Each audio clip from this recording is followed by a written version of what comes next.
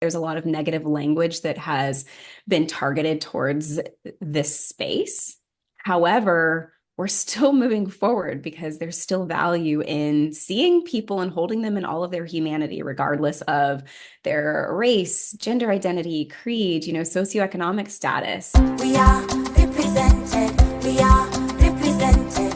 We are represented. Welcome to Represented, the podcast. I'm Aniki Shuru, racial equity coach for online business owners who want to be intentionally inclusive by building a business that is racially equitable. I created this podcast to normalize a conversation around racial inclusion so that fear is no longer the barrier that gets in the way of doing this work. This isn't about perfection, it's about progress. Whether you're taking your first steps or you're well-versed in the journey towards racial equity, this space is for you. So welcome home, friend. Let's get started. From coast to coast, around the globe, we are represented.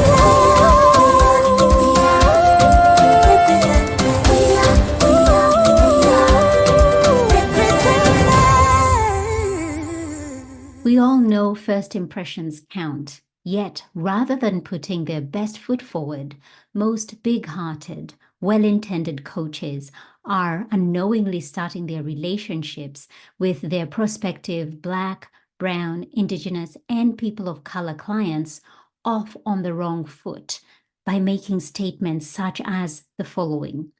No, no, no, no, no. Where are you from originally? Wow, your English is so good for a Black person. Your skin tone is not dark enough. Are you sure you're from Africa? We have a scholarship program to support people just like you. These subtle yet gut-punching microaggressions can feel like death by 1,000 cuts for a person of color as they are continually reminded they don't belong. That is why I've put together a training called Microaggressions 101, where I help you to understand how to hold safer spaces in your online coaching business that will see you serve a wider and more racially diverse audience. For instant access, head over to anigishuru.com/LT. That's anigishuru.com, GICHURU.com/LT. The LT is for live training, and you can find this link in the show notes. I've just finished recording this episode with Crystal Whiteaker, and you are going to love her. She's just this gentle soul with so much wisdom, particularly when it comes to brave leadership, what brave leadership means, who are the people who are showing up in this brave way and doing the necessary work of inclusion.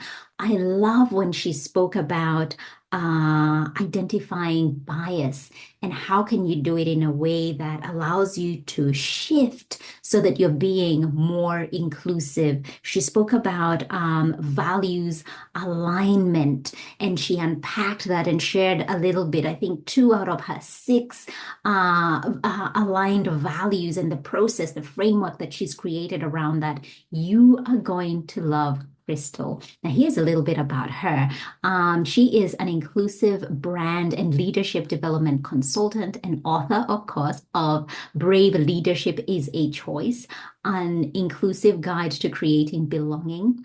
Crystal helps mission-driven brands and leaders create inclusive, human-focused, values-aligned environments.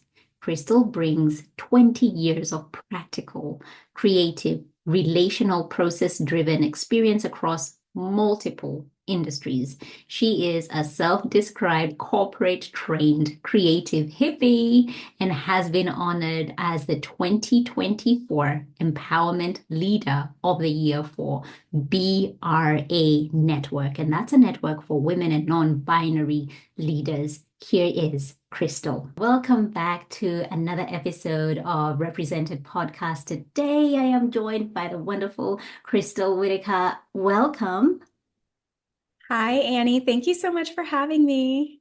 I am excited for us to dive in and talk about brave leadership because I have spoken to a number of different thought leaders who have come on the show, Crystal, but we haven't really talked purely on leadership. And I'd love us to dive into that today. And in particular, centering your book, Brave Leadership is a Choice. I love that title, first and foremost, an inclusive guide to creating belonging.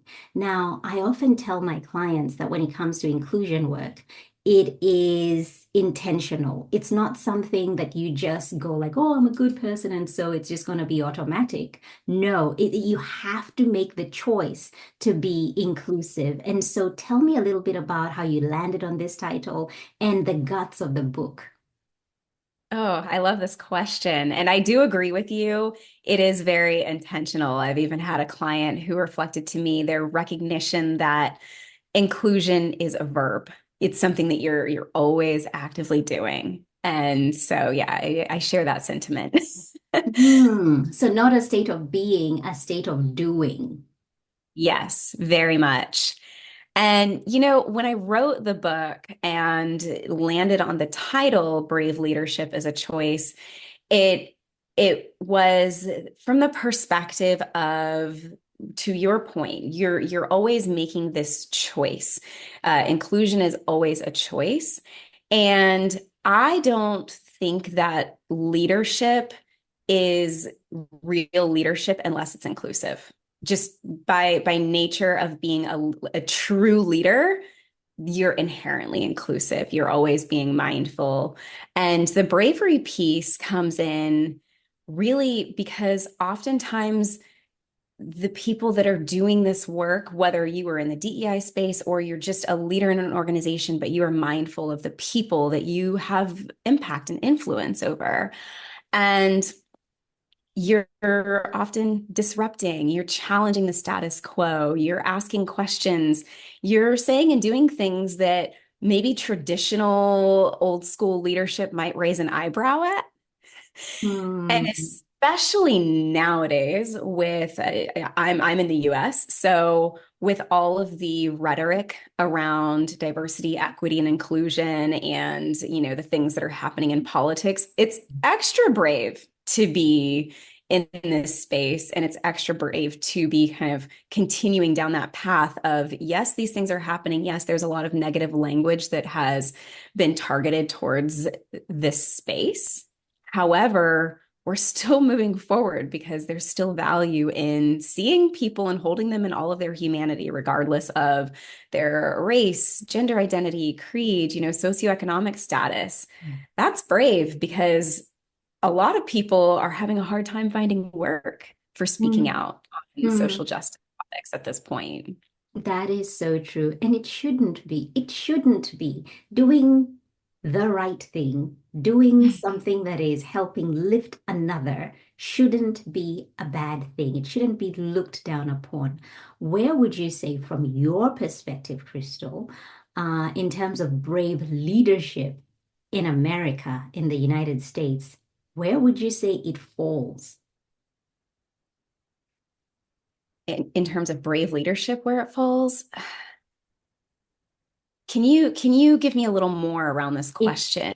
Okay, let me give you a little bit of context. So when you look at different industries, when you look at in like politics, when you look at maybe corporate America, when it comes to brave leadership under the lens of being fully inclusive, where does that fall in terms of, because for me, my experience here, we are not yet there. There aren't many examples of leaders who are leading in a brave way when it comes to being as inclusive as they can to different identities, particularly those who are marginalized. And so I wonder, from your perspective, when it comes to brave leadership in the United States, where do you feel it falls?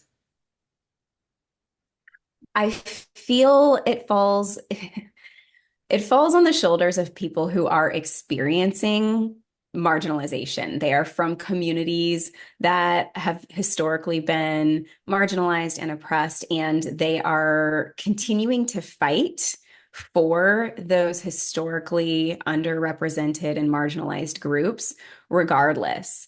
You see it in politics with people in really challenging positions where they are persevering and progressing. The resilience of these people to move through their days and continue to fight for the rights of their constituents, just bravely showing up regardless of what their opponents may say about them and the things that they're doing. As far as corporate is concerned, corporations who continue to move forward with their initiatives around diversity, equity, inclusion, and belonging, regardless of pushback, and we see that unfortunately there's such a divide, right? Because there are a lot of corporations in the States that are pulling back their commitments to diversity and inclusion. Even there's a huge organization called SHRM, and they are kind of the overarching human resources body for corporate. A lot of HR, it's almost like an association. A lot of HR people get their learning and development through this organization. And they have an annual conference. And earlier this year, during their annual conference, the leader of SHRM stated that they announced that they were going to be removing the equity piece from DEI. They're like, we're just going to go with diversity and inclusion, talking about the divisiveness. But it's, of course, that was met with a lot of backlash from people in the DEI space because you need equity for diversity and inclusion to really work together. There Yeah. has to be equity. So people that even push back against these large influential bodies and saying, hey, this is actually going to cause more harm than good. There's so much bravery in that because they're putting their own livelihood in some cases on the line. Mm, I hear you. I get that. Somebody might be listening going like, how has that shifted so much over the last 4 years from going from the point of we need to hire DEI practitioners, we need to hire DEI experts into our organizations and making room and way for them in a way that hasn't happened in recent history, to the point where now, 4 years later, it is the opposite, doing away with it, not wanting to fund it, not wanting to be associated with it. What has changed? Bring us on that journey. I'm going to be really blunt and just say bigotry has gotten incredibly loud in the United States over the last handful of years. That's the very short, blunt answer. And there are people who have found a way to craft and weaponize language in a way that gets people riled up and there's a lot of fear mongering around it that creates more divisiveness because DEI is not new. It's not something that was just started in 2020. No, it's not. It is not. But there's definitely a lot of fear mongering that is really feeding into people's core beliefs. But what's interesting about that is the folks that are kind of buying into this fear mongering, if you really strip it all back, I think that you will find most folks have a lot of the same desires and core beliefs. I think most folks do care about the well-being of, their neighbors and other people. So that's my kind of long and short answer around that. Mm. And how did you get here to writing the book? I imagine there would have been different topics you could have written on, but what was the particular reason? There could be many. I'm assuming it's one. There could be many that led you to go like, okay, I'm gonna put pen to paper. I'm gonna put this. I'm gonna share it with the world. Was there a particular thing that happened, or was it something that you've always felt in you? I have a book. I have a book in me, and everything just aligned, and this book was birthed. I've always had a book in me. I've definitely always had a book in me. I always wanted to write. Years ago, I didn't imagine that I would be writing a book on leadership. And this is what came out. This was born. So I originally, a lot of what I write about in the book was originally inspired by the first online program that I created, which is Empowered Branding. And that was created to help business owners create genuinely inclusive, values aligned brands, making sure that their messaging aligned with their values. And I wanted to make that information more accessible because not everybody has the resources to invest in an online program, right? Or even one-to-one coaching. So writing a book was the next logical piece of that.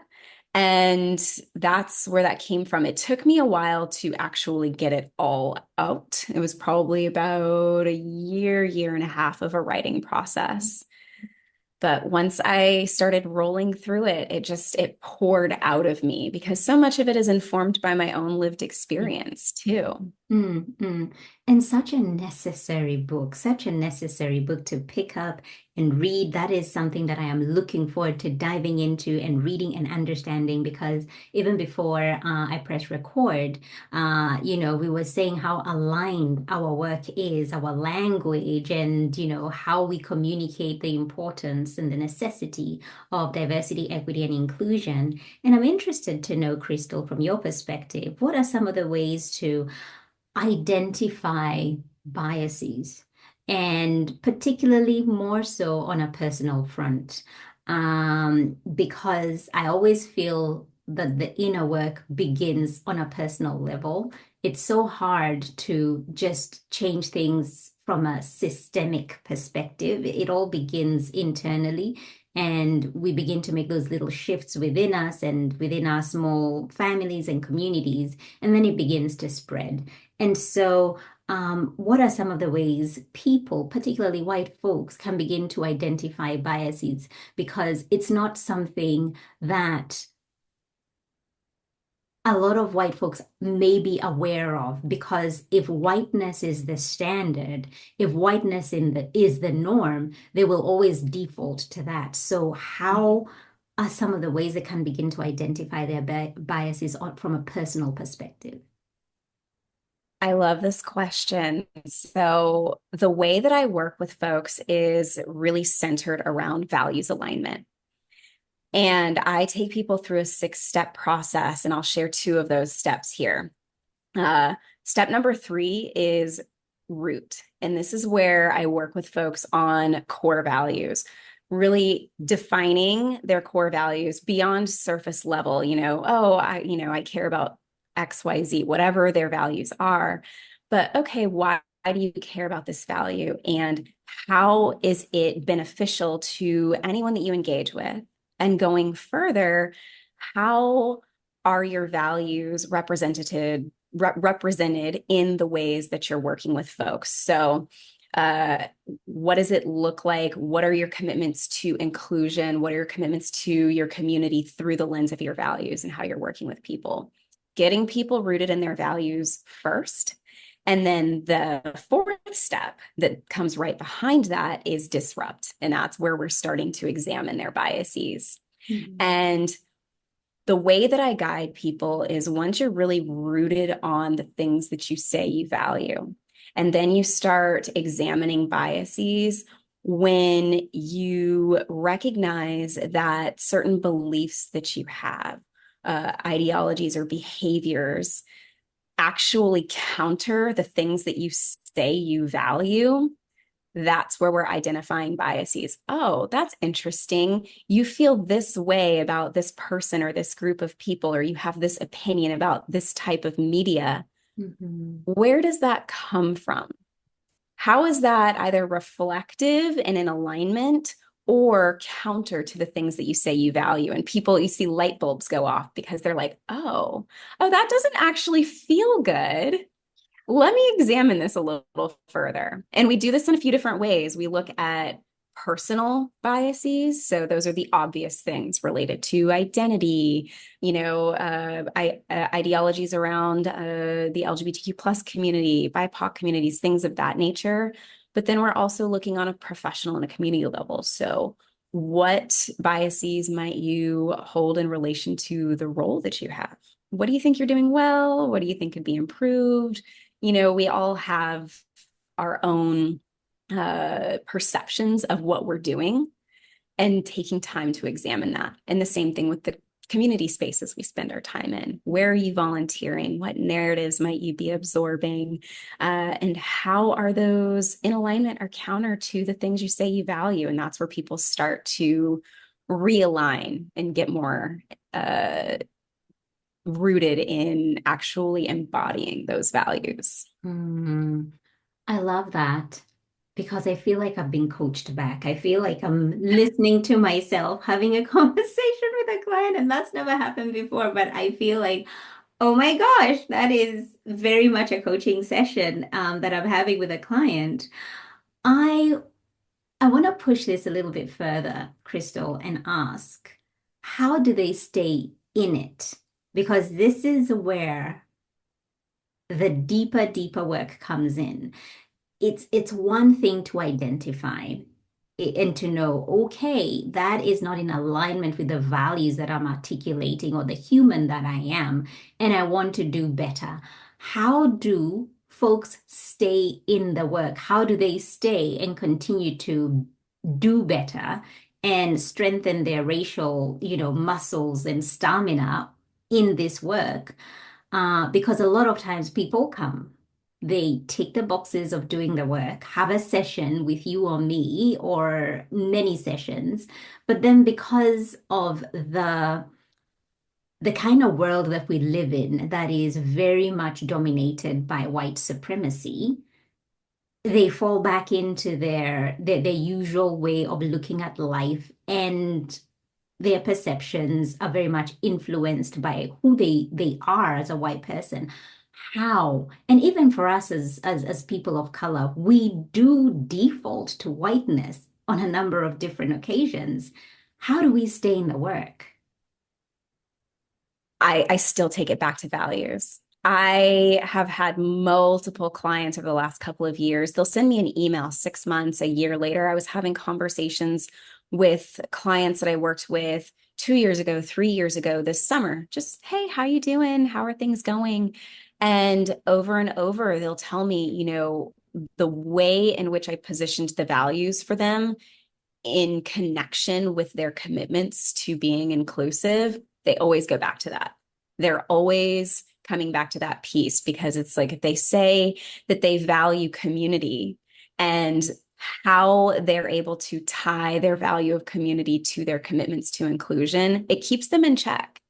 And I even will have clients do, it's a very, very basic piece of homework.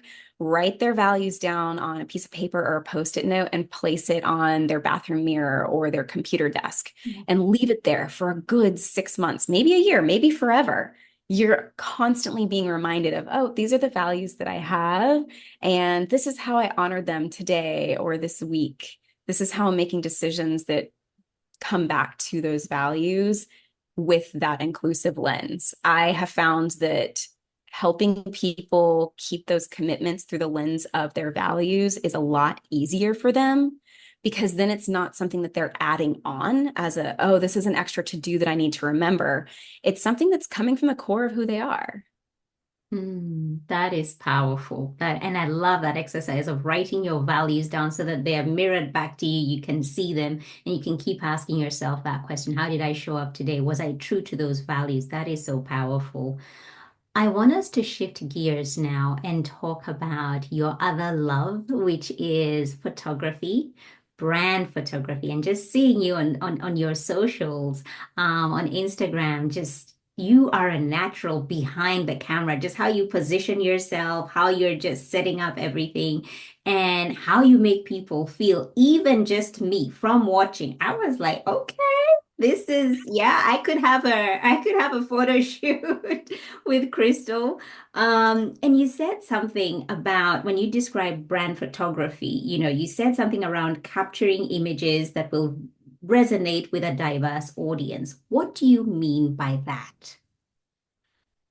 So with that, all of my brand photo clients, even if we don't do one-to-one coaching together, they still get access to my workbook and I have an intake form so that I can understand who they are, what they believe in, and the types of people that they want to draw in before we even get on set to capture their images and really understanding their personality and how we can draw that out in photos. So there are a couple of examples. Let's say, for example, I actually recently worked with a therapist this year who's a white woman, lovely, lovely human. She did not want to have any extra people in her photos. She just wanted them of herself. So making sure that we were capturing her warmth, her approachability, and being mindful of the energy that was portrayed in those images was really important. Mhm. In other instances, I will have clients where they do want to have other people in their photos. They'll either, most of the time, they will bring in colleagues or clients and we'll have them sit in images. And the clients that I work with, especially on the photo side, they do tend to have a pretty diverse community and network of people that they can reach out to. So showing that, and not from a perspective of, tokenizing their network because they're actively inclusive, but making sure that their imagery reflects the communities and the types of people that they actually work with.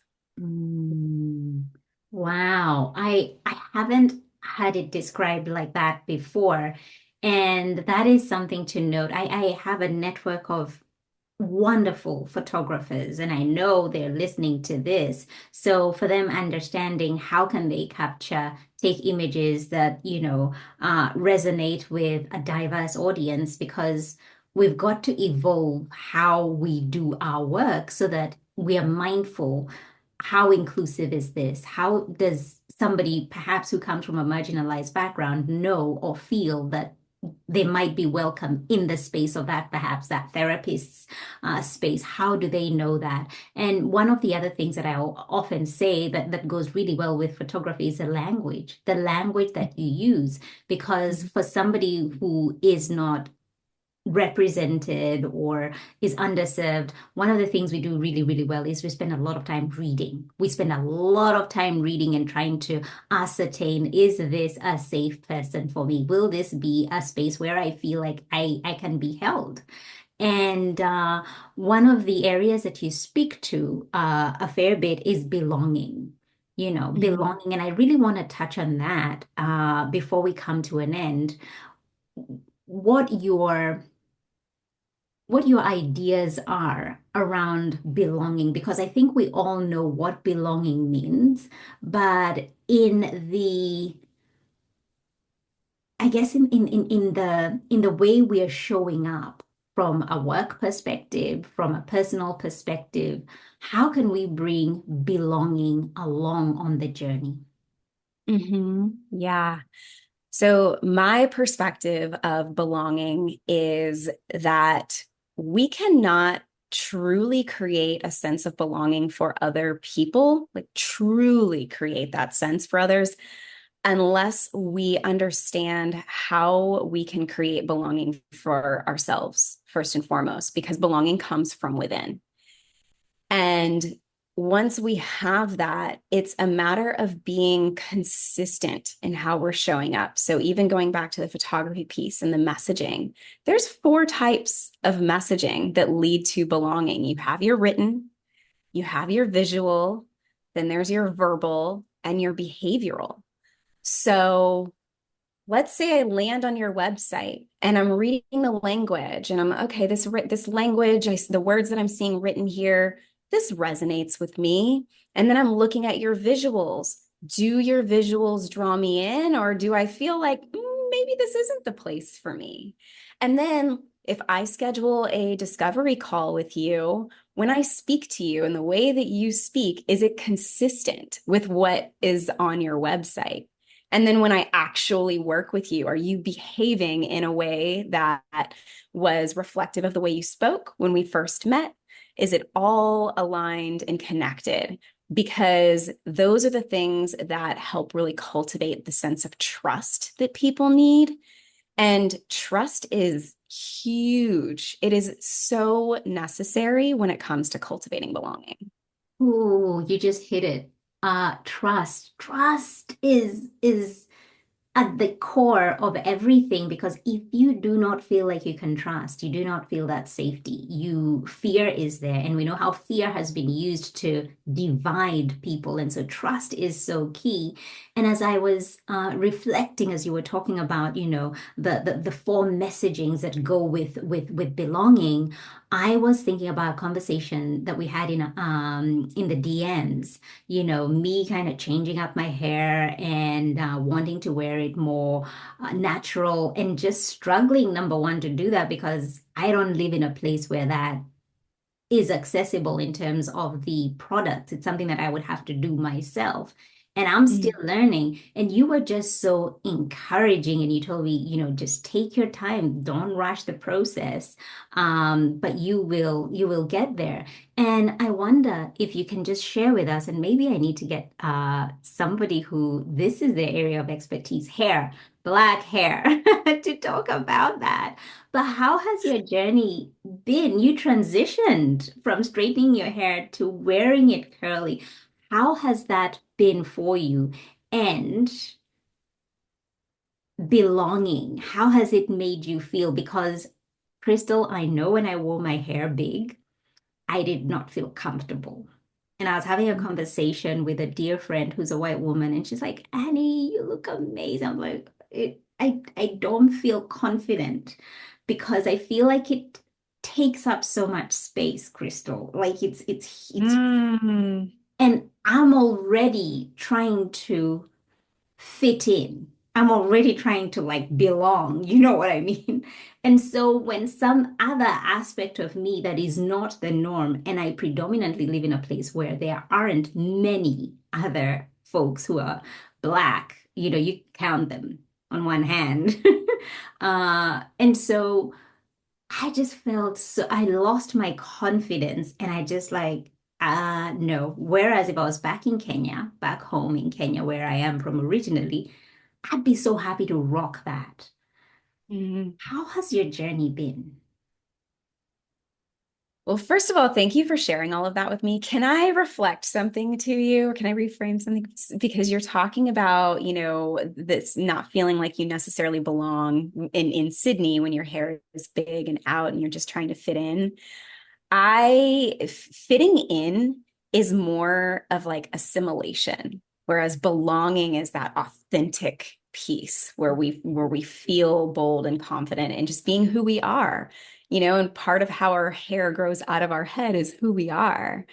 So I want to just give you that permission to take up space. Please take up space because you're so intriguing and there's a draw to you that I wouldn't want to see you fit in just for the sake of trying to belong in a space where you actually deserve to stand out because you can do so much for people. Mm. I'm gonna go back and replay that for myself because and I'm so glad that whoever's listening, this is you're hearing this raw, it's not scripted. This is the real deal. That you can be somebody who does this work every single day, that you teach about anti-racism, you teach about diversity, equity, and inclusion. You teach about people being as inclusive as they can, but then yourself be faced with circumstances where you feel like you want to be part of the dominant culture. You want to be part of Mm. that dominant narrative. You don't want to stand out or stick out or be out of the norm. And it's a battle. And that is a key example and a key area for me that I am going to be, working towards for as long as it takes. But it is a journey and it's something that, as I said, uncomfortable. But what you've said back to me is just so beautiful. And I will go back and rewind and play that for myself and possibly write it down. Yeah, write it down, transcribe it. Yeah, my journey, it's been a journey. It took me probably until my early 30s. I think I was 30 or 31 when I stopped flat ironing my hair. And it was partly because I was traveling a lot for work. Mhm. And it was kind of a nuisance for me to, being in and out of hotels and, bouncing around different cities with, all of the hair straightening tools, the blow dryer, the straightener, the heat protect. It was just Yeah. way too much. So I needed to condense my hair care products. And so I did a big chop, cut my hair as short as it had ever been. And then just for funsies, I dyed it this fuchsia color. It was so much fun. I'll send you a picture. But I did that, and I had never gotten so many compliments on my hair in my life, just being naturally curly. So I just started embracing it. And I will also tell because I'm biracial. My mom's white, so she didn't really, it was always a journey trying to figure out how to deal with my Yeah. hair growing up. And it wasn't until I was, let's see, 36, I think. I think 36 or 37, the first time that I ever had box braids in my hair, because Oh, it's not something that was ever offered to me growing up. yeah. And my partner, who is also biracial, she gave me my first set of box braids and I fell in love with them. I was like, oh my gosh, I've been missing out. So now I'll alternate between my curls and box braids. But Mhm. even in that experience, the first time I had box braids, I was visiting my mom in Florida. And it was at the stage of braids. Every Black woman knows what I'm about to say. It was at that stage of braids where it was like, you still want to keep them, but it's like growing out at the Yeah. top. Hmm. And so you wrap it in Yes. a ponytail. And I was also at 37 learning how to wrap my hair for the first time. And I'm standing there with my very sweet white mother. And we're in the mirror and she's pulling up, Pinterest videos and TikTok videos trying to figure out how to learn to wrap my hair. And I just kind of looked at her and I was very exasperated. And I was like, gosh, mom, why couldn't we figure this out when I was a teenager? And she just looked at me and she was like, I'm so sorry, Crystal. I'm like, it's okay. It's just kind of funny that we're having this experience in my 30s. So the hair thing has been a full journey. Oh my gosh. It sure, oh gosh, it sure has. Because when I think of my one growing up where we had access to like box braids as if you're a newborn and they could let you. They could put them on you. Like it starts so early. Going to the salon and getting your hair done started so early for me. And it was just a natural thing. And moving to a country where you either have to do it yourself or find somebody who's comfortable or has some knowledge of being able to do your hair. And also the cost. It is so costly. Because Mhm. it's something that is not the norm. It's not a majority of people are not getting the hair done this way. It becomes a very expensive thing to get done. Um, Mhm. and I'm so glad that you shared that journey about box braids and wrapping your hair. And it just took me back home straight. I'm in a room with women, wrapping their hair, and it's such a joyous moment. And I was just reminded how I take certain things for granted because I grew up seeing aunties and Mm. my mom and just and sisters just getting that and cousins getting that done, and it was just the norm. And so hearing you saying that and your white mom with the Pinterest videos, and I'm like, yeah, I feel it. I feel it. I so feel it. Yeah. Bless my mother though. She's been on Absolutely. the journey with me. Absolutely. No, bless her in every way. Um, if I ask this question, Crystal, and we're just coming to an end, uh, if fear wasn't a factor in your work, how would you show up? Oh, if fear wasn't a factor in my work, how would I show up? it's interesting because I feel like I show up pretty authentically in general. I I think it would be in my offers. There is something that has been sitting on my heart, honestly, for quite some time that I've been tooling around with. I would love to do a healing leadership retreat that brings elements of the work that I do directly with clients or even organizations into, 3, 4, maybe 5 day experience where they're getting all of that and incorporating a visual component of photography. So it's like, let's do some deep work together. I'm also yoga teacher certified, so there would be a lot of mindfulness involved. How can we do this work together on a deep, condensed level, right? Because there's something different when you're in person, the amount of transformation that happens. Yeah. And by the end, I would want to do portraits for the participants where it's like, okay, let's capture who you are growing into. Like, who is that? What does it look like? Hmm. That there's this tangible piece to go with the way that you feel. Ooh, that sounds powerful. Wow. And you've articulated it, you know what you want to do. You know it. You know it. I know it. I know it. The fear that keeps me from doing it is that retreats are a big undertaking.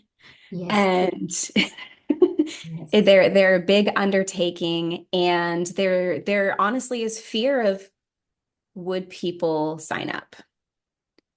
Because even in the digital space, even in the coaching space, and I know that people across the board doing inclusion and belonging work are having a hard time even getting people to come to, virtual workshops. So putting all of that energy into something in person, that is my fear, is if Mm. there's challenge around getting people to sign up for the virtual stuff, will they come to the in-person stuff? Because it's more of a commitment. It is more of a commitment, but you don't know, Crystal, unless you give it a try. I know, I know. Yeah, I probably needed to hear you say that.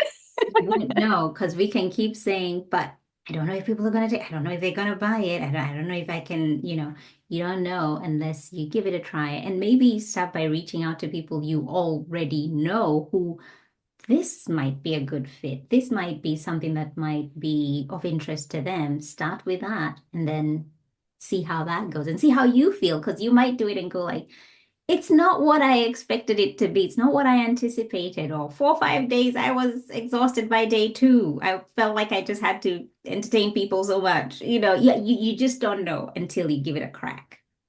Mhm. Yeah, yeah, you're absolutely right. I received that. And so, Crystal, where can people find you and connect with you? The easiest way is directly on my website. It is crystallily.co, and that's crystalli.co. And all of the email and social links are there. Beautiful. And I will pop that in the show notes for you so you can go directly and connect with Crystal. Thank you so much for your time today. I've enjoyed this conversation and thank you so much for saying yes. Thank you so much for the invitation and the space to chat. We are represented. We are represented. We are represented. Thank you so much for tuning in. Why don't you go ahead and hit that subscribe button and leave a review so this podcast can reach more online business owners and together we can begin to normalize racial inclusion in the online coaching space. I'd love to acknowledge the traditional owners of the land where this podcast episode was recorded, the Wiradjuri people in central New South Wales, Australia. Music produced in Nairobi, Kenya by Patrick St. P. Mbaru and Kambua Mathu. Vocals by Joanne Matata. Represented.